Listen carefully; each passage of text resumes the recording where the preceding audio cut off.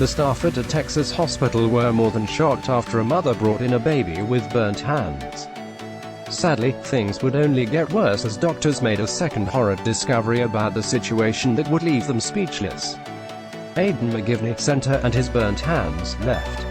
Picking up her 11-month-old child after work, Jenny McGivney states that she immediately noticed that something was wrong.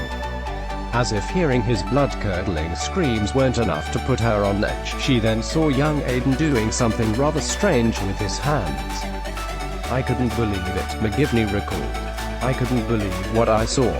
He was losing it." Walking over to investigate, Jenny was terrified to see that her son had massive yellow blisters forming on his hands and that her child was in agony. Knowing that the situation was bad, Jenny immediately took Aiden to the hospital for treatment, but things were even worse than she imagined. In fact, she would quickly find out how serious things were as medical staff immediately rushed the boy to a burn hospital in San Antonio, Texas.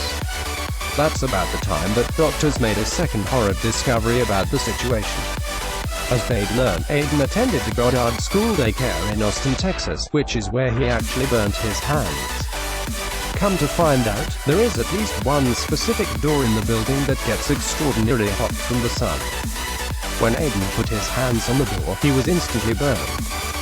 Making matters worse, the daycare facility states that those same doors are still on the building as they continue to care for unsuspecting children, KHOU ABC reports. Sean Breen, the lawyer representing the McGivney family, explained that "You basically have a skillet on hinges. It's horrible.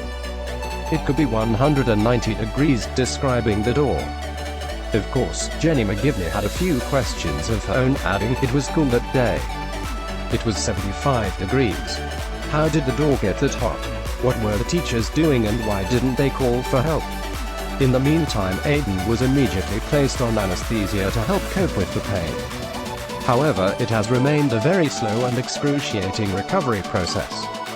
Aiden has undergone multiple procedures over the past several months and will have to wear protective gloves for up to a year while his hands heal.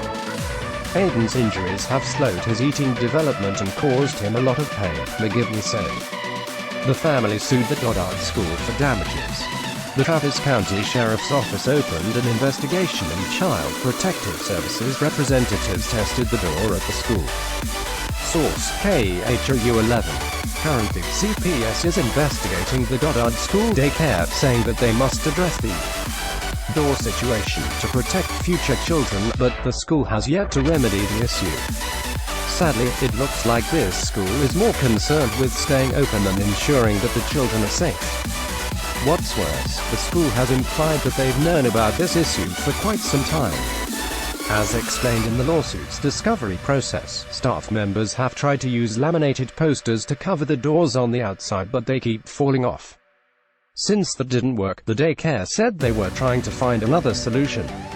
How hard is this to fix? Buy new doors that aren't metal or are specifically designed to deflect the sun's rays. Hit it with some reflective or insulative paint. Heck, you could even block off the doors so that children can't access them without the direct supervision of an adult. This isn't that hard of a problem to solve, but the daycare has failed thus far and CPS officials are still allowing the facility to remain open. This daycare has effectively ruined a year of this child's life, if not more. Not only is his quality of life diminished, but he'll now suffer developmental issues on a small scale as well because of the school's neglect. When you hand your child over to someone, you expect them to treat them as if they were their own. Sadly, that wasn't the case for Goddard School Daycare, and they should not be allowed to have children in the facility until that issue is resolved. Nothing makes a negligent company do the right thing better than hitting them in the wallet, and that's exactly what needs to happen here. Follow us on Facebook, KHOU.